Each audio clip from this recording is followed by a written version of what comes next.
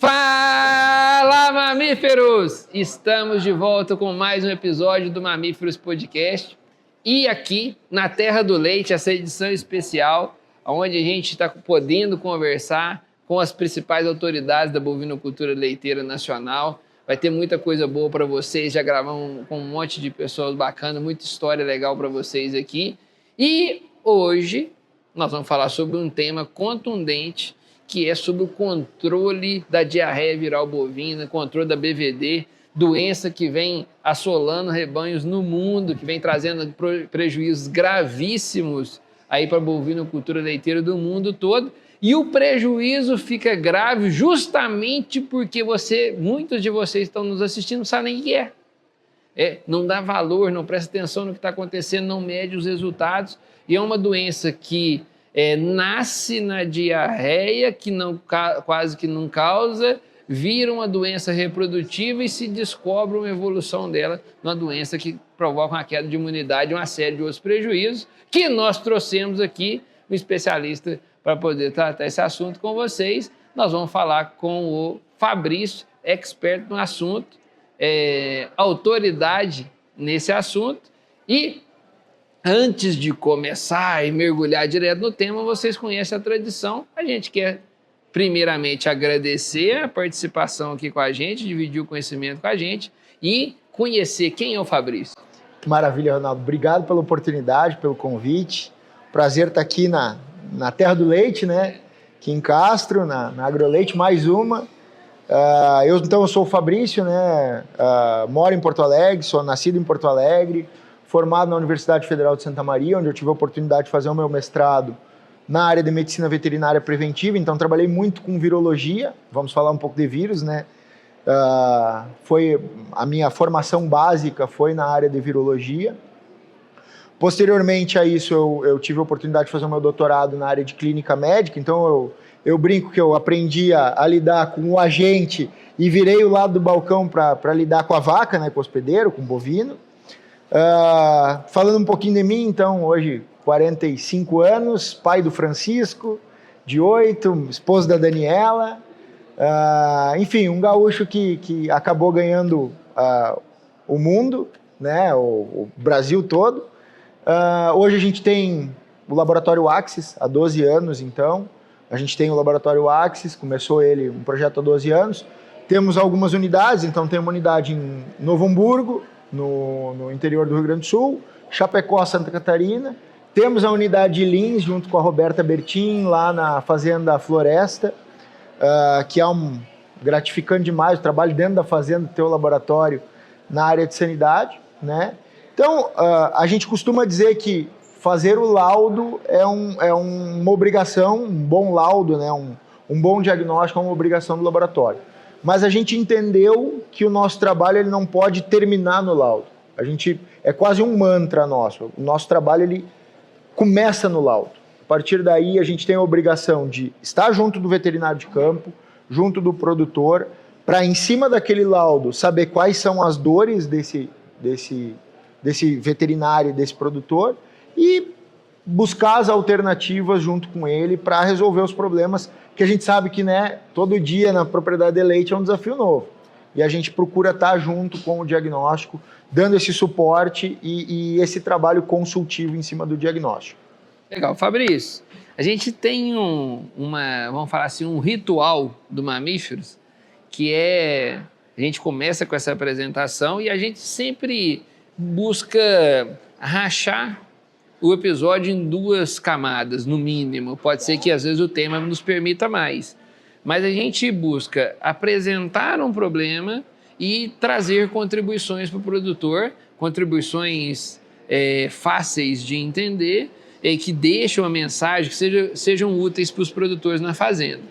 E aí, eu aqui fiz uma explanação superficial, né, sobre a BVD, mas eu gostaria que você contextualizasse esse problema para a gente aqui no Brasil, nas regiões produtoras e também no mundo à medida do possível, né? Trazer a importância dessa doença aí para que os produtores possam entender. Perfeito, Ronaldo. Quando a gente fala de BVD, é importante a gente dizer, como tu mesmo disseste ali no início, ela surgiu a partir de um surto de diarreia, foi descoberto a partir de um surto de diarreia, mas talvez seja um dos menores ou o menor problema que o vírus pode causar.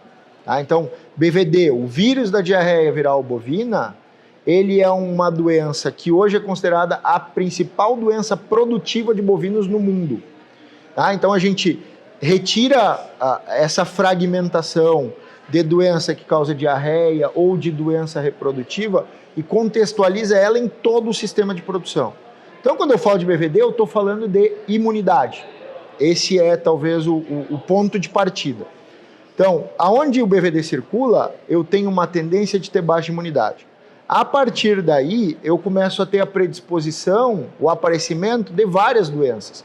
Então, aonde tem BVD, eu tenho tendência a ter tristeza parasitária bovina, muito mais importante, os surtos ou o problema, diarreia, pneumonia, conjuntivite no sul, lá no Rio Grande do Sul a gente vê muito problema de ceratoconjuntivite, tanto em gado de leite quanto em gado de corte, secundário à circulação do BVD. Então, essa baixa de imunidade, ela faz com que ela seja uma doença extremamente silenciosa, nós não vamos ver um surto com mortalidade de BVD, e é como eu digo, ela abre a porta e outras doenças vão se instalando dentro do sistema. Né? Então, a gente estava conversando um pouco antes... Afetando indicadores reprodutivos também, né? Acaba que vai desaguar isso lá. Caiu imunidade, reprodução vai voltar, vai cair junto. Por interação, por uma interação sistêmica mesmo, né? Se caiu a imunidade, predispôs a outras doenças, a gente brinca, né? Que o ser humano que faz sexo de sacanagem. Bovino vai reproduzir depois que estiver dando tudo certo. Carregou todas as caixas primeiro, mantenha-se, todo primeiro, aí depois que ele vai reproduzir é a sobra. Né? A mensagem de estar sobrando, né, de estar tudo bem, é que vai fazer o bovino reproduzir. Isso é uma mensagem natural, é um mecanismo até de defesa mesmo. Né? Com certeza, com certeza. E nesse sentido, se a gente para pensar, toda doença é potencialmente reprodutiva.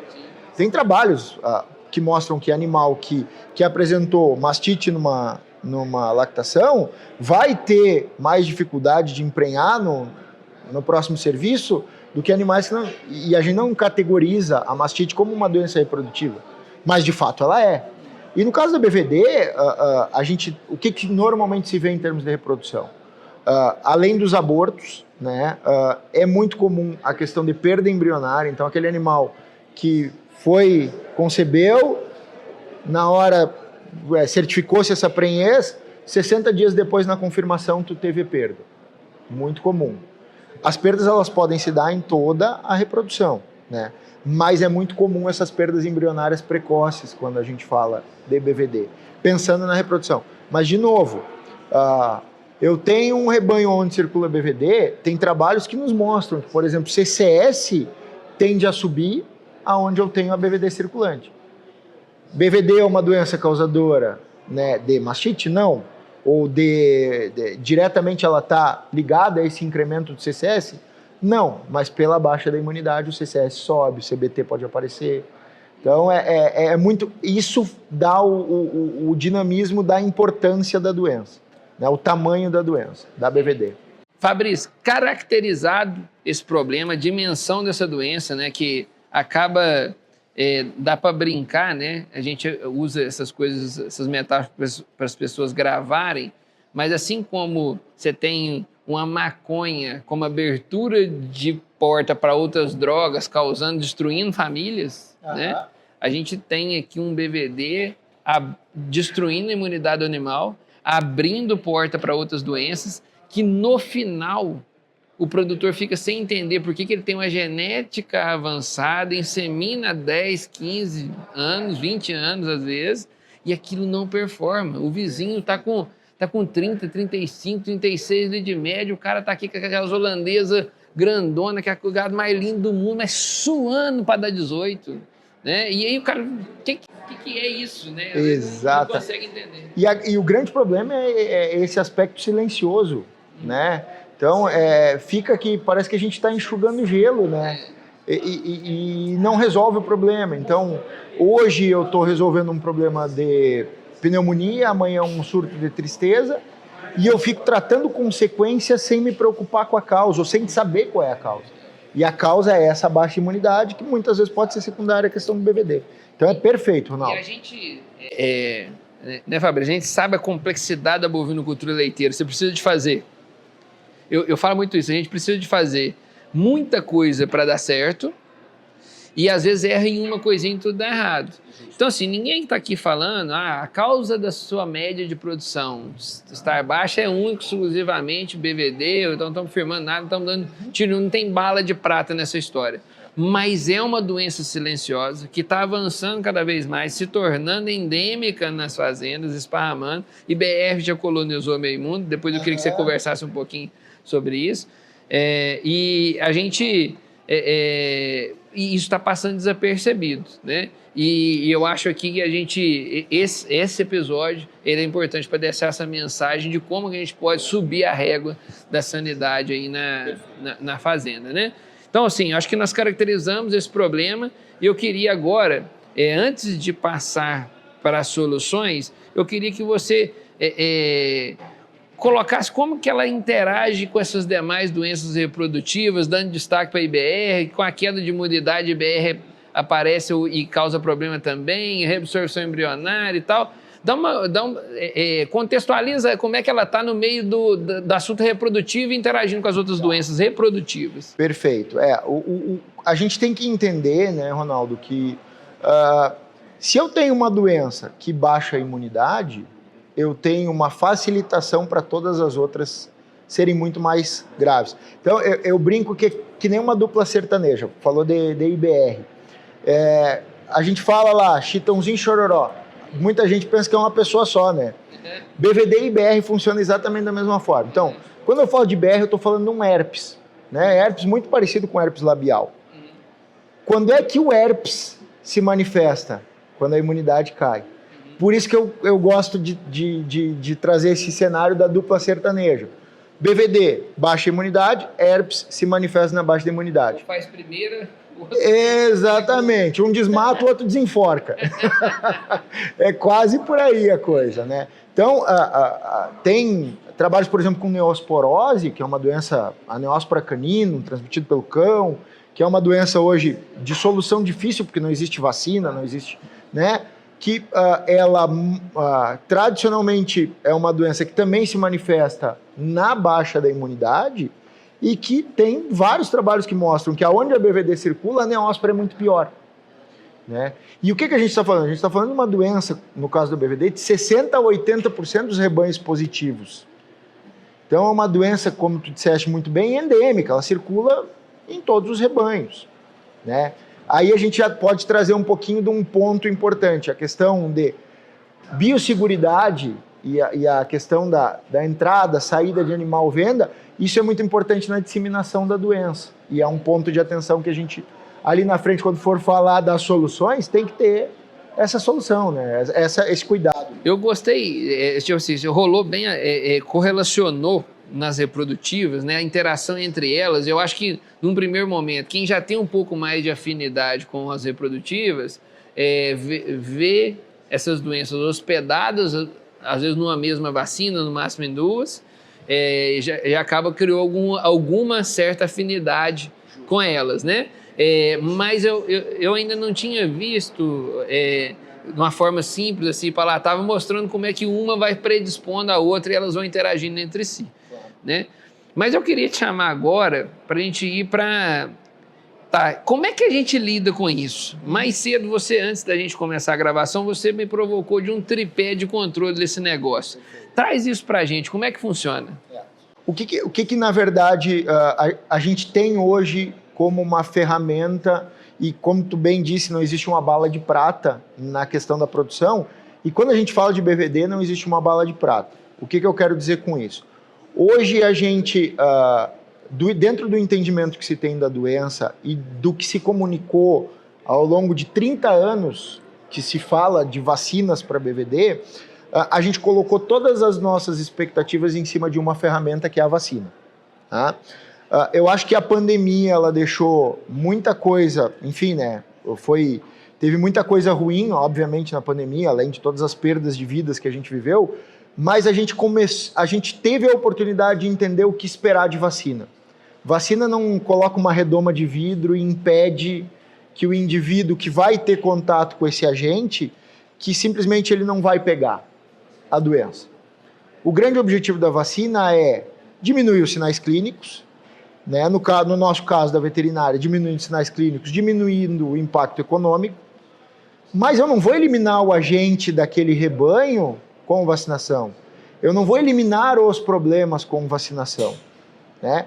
E no caso de BVD tem um outro aspecto. Quando eu uso uma vacina para BVD e o BVD circula, eu já estou vacinando um animal com uma imunidade mais baixa. Porque a gente acabou de dizer que BVD causa baixa imunidade. Então a gente procura focar na BVD num tripé. Esse tripé qual seria? A questão da vacinação, né, estabelecer bons protocolos, né, bons manejos vacinais e entender o que esperar dessa vacina. A questão da biosseguridade, então, né, que a gente falou. Então não adianta eu estar vacinando muito bem animais e trazendo animais de fora que podem ser portadores do problema e reintroduzindo o problema. E um ponto fundamental, por exemplo, quando a gente fala dessa doença no mundo, é fundamental eu diagnosticar os animais que são portadores dessa doença, que a gente chama de animais persistentemente infectados. Talvez muitos aí já tenham ouvido falar dos PIs, né? Então, a pesquisa do PI, né? Que nada mais é do que buscar esses animais portadores do vírus, que disseminam o vírus dentro do rebanho, achando eles, eliminar eles. Então, eu baixar a pressão da infecção do vírus, cuidar para não trazer ele de novo e estabelecer bons protocolos vacinais.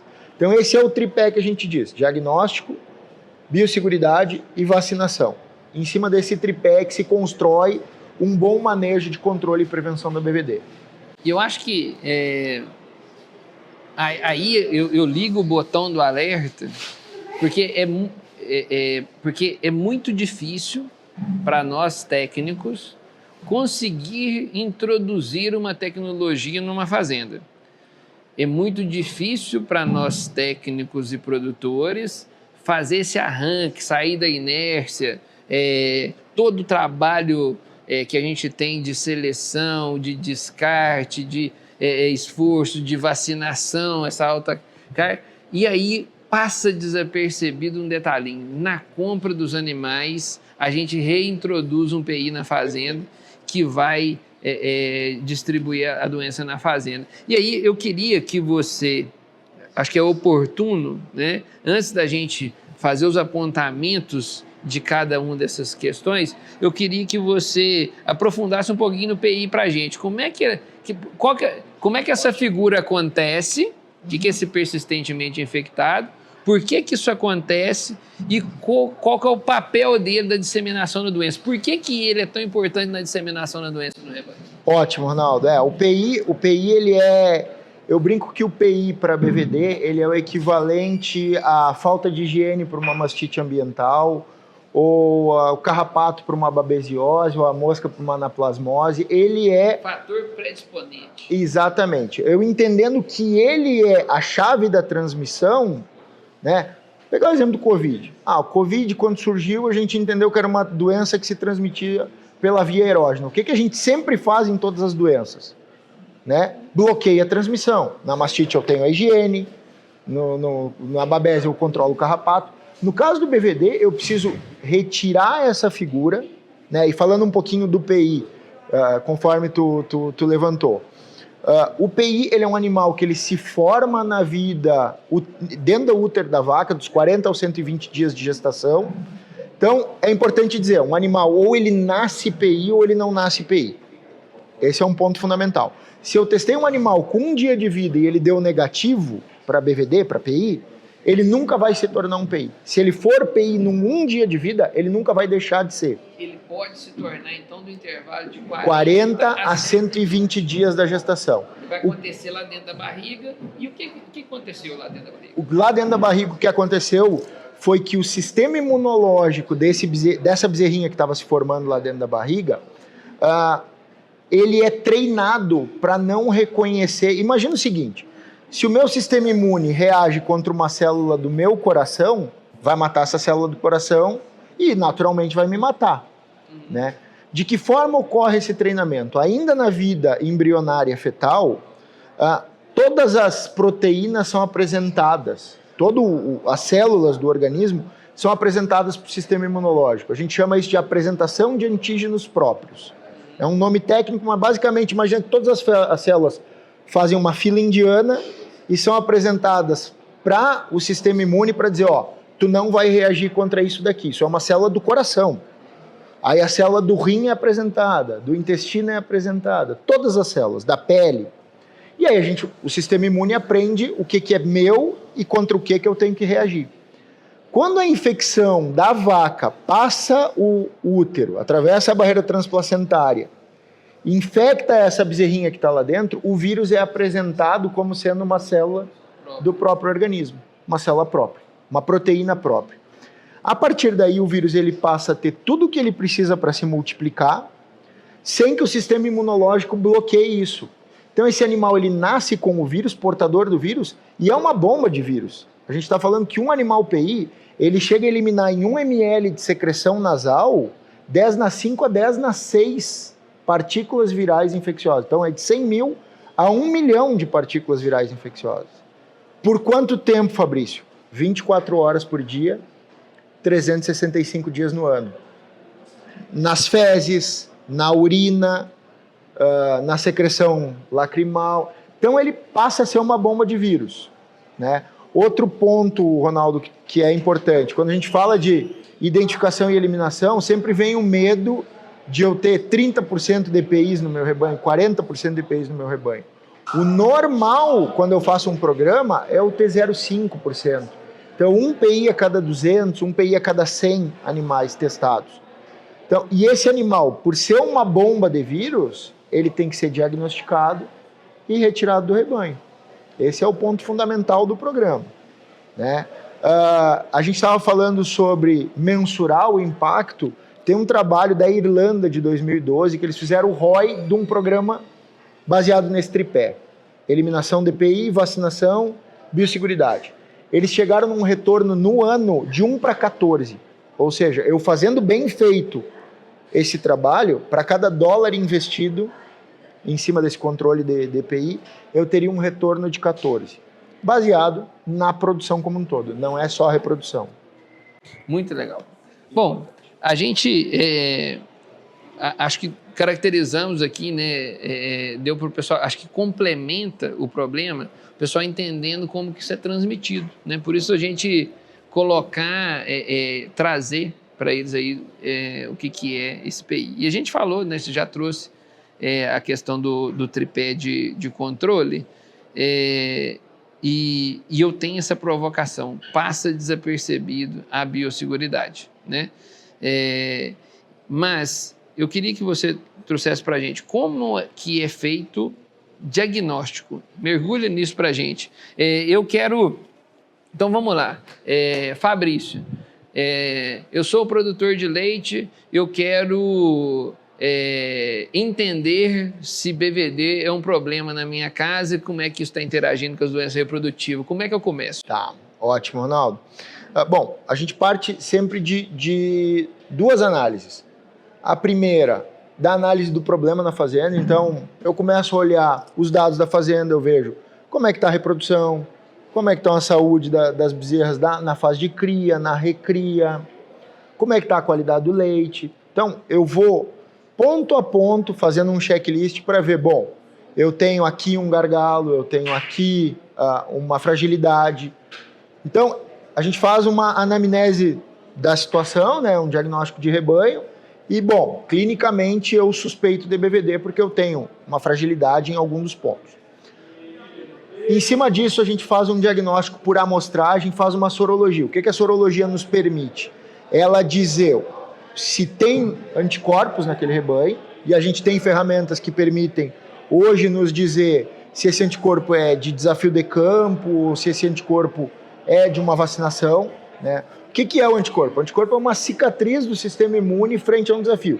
Se entrou em contato com o vírus, se o vírus está circulando no campo, eu vou ter ali 70%, 80% dos animais positivos para anticorpo. Então eu faço uma amostragem. pequena, né?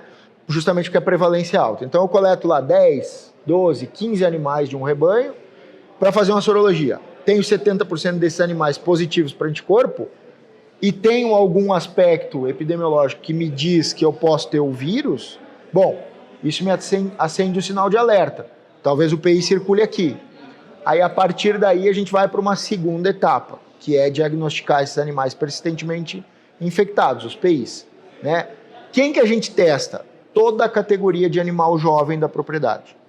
Então, eu pego desde a bezerrinha recém-nascida até uma novilha no pré-parto, é a nosso protocolo, né, que a gente prioriza lá no laboratório. Por quê? Se eu tiver 99% das bezerras negativas e eu sei quem são as vacas mães dessas bezerras, eu já posso assumir que a vaca é negativa também. Porque se a vaca positiva fosse positiva, a filha teria que ser positiva também. Então, a partir daí, eu faço o teste da bezerra e ganho o teste da vaca. Pensando, né, eu coleto uma amostra da bezerra e ganho o teste da vaca. Quem é a vaca que eu vou ter que testar? A vaca que for mãe de uma eventual positiva, a vaca que não tiver cria na propriedade, então a vaca pariu um macho ou teve uma lactação induzida, enfim, uma série de possibilidades. Olha que legal, eu peguei o teste das filhas, me pagou já o teste das mães. Pague 1, leve 2. Pague 1, leve 2. Ou 3 ou 4, porque vale para avó, para bisavó. O teste da jovem paga o teste da família, né? E a gente vai ficar para poder fazer a análise depois disso apenas os animais que não têm cria na fazenda. Exato. Muito, muito bom. Exato. E a partir daí, o que é importante, né, Ronaldo? Pegando um exemplo prático, a gente teve um cliente nosso, uma propriedade grande, que ela testou todo o rebanho, retiramos os PIs. É natural ficar testando os animais que vão nascendo, porque eu posso ter retirado um PI hoje, só que na barriga da vaca tem um outro PI que vai nascer amanhã. Lembra que ele forma dos 40 aos 120 dias. Então eu posso ter tirado o vírus que estava circulando hoje e ele voltar ali na frente. Então, o que é normal? Tu vai testando as bezerrinhas que vão nascendo e, a partir daí, tu vai eliminando. Essa propriedade, ela estava com uma dificuldade de sempre nascer PIs. Sempre nascer PIs, sempre nascer... Não parava de nascer. Ela disse, Fabrício, aonde a gente está errando? Quando a gente aprofundou, eles estavam comprando receptoras de fora e as receptoras que eles estavam comprando é que estavam reintroduzindo o vírus no rebanho. Então, a gente focou no gado da fazenda e não se deu conta da importância da biosseguridade. Para pegar a importância dentro desse tripé da biosseguridade, né? Então, é muito importante a gente pesquisar quem está ali, cuidar para não reintroduzir e, obviamente, né, estabelecer bons protocolos vacinais pensando em prevenção. Né? Infelizmente, às vezes a gente vê o pessoal, eu tenho problema, eu vou vacinar. Eu não tenho, eu não vou vacinar. Não, vacina, o conceito de vacina é prevenção.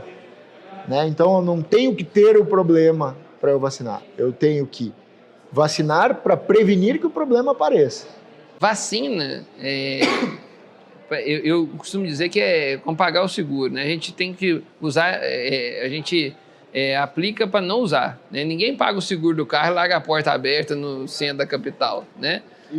A gente paga para tentar não usar mesmo, né? Para que a doença não entre, para que ela não colonize, para que ela não ganhe espaço, né? Reforçar o hospedeiro para que o agente não tenha espaço e dificulta a vida do agente, né? Exatamente. Bom, falamos bastante sobre o passo a passo, sobre o diagnóstico. E eu quero virar... provocamos, né, já que puxamos a orelha na biosseguridade e faltou um pé. Vamos lá. Dentro desse tripé, né, a questão de vacinação. Protocolo vacinal, tem vacina que funciona, não funciona, como é que eu começo? Tem que fazer reforço, não tem? Então, acho que agora nós temos que chegar aí no protocolo, que eu acho que assim, é o aporte da solução, já puxando a orelha do pessoal para não se apegar só a agulhada. Só isso. Vacinei, pode cruzar o braço. Né? Então vamos lá, Ronaldo. Quando a gente fala de protocolo vacinal, eu preciso entender que protocolo é diferente de receita de bolo, né? Por que eu digo isso? Porque muitas vezes a gente pega e estandariza um jeito de fazer as coisas e sai tacando pau em todo mundo igual. Tá? Então, cada propriedade precisa entender o seu desafio e as suas oportunidades de utilização. Então, vacina é um produto extremamente técnico, né? E que eu costumo dizer que 10% do sucesso está dentro do frasco, 90% na mão de quem aplica. Né? Então, eu entender o meu momento de produção é sempre o melhor. Tá? Existem duas linhas e a gente entende as duas e o feito é inimigo do perfeito muitas vezes.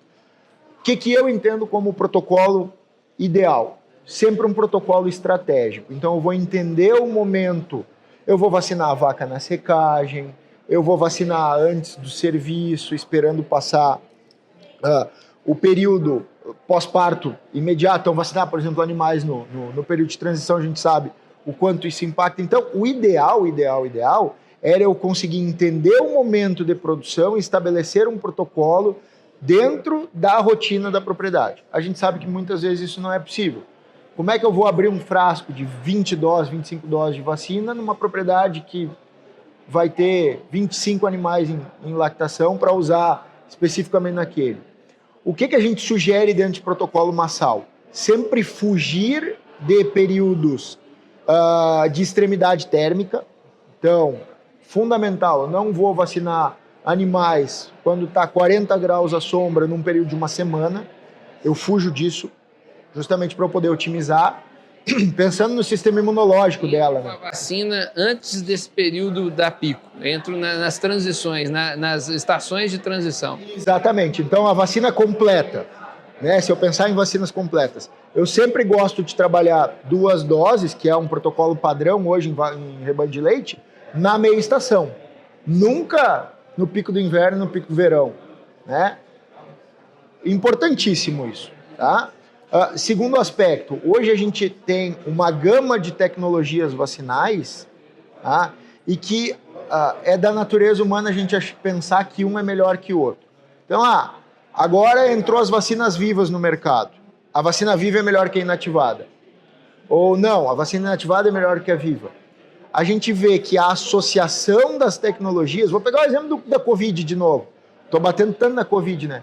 Lembra quando faltou Pfizer, que o pessoal começou a fazer reforço com Coronavac, que era uma vacina inativada, a outra é viva? Eles viram que a resposta associando as tecnologias era mais robusta e mais duradoura do que só uma ou só a outra.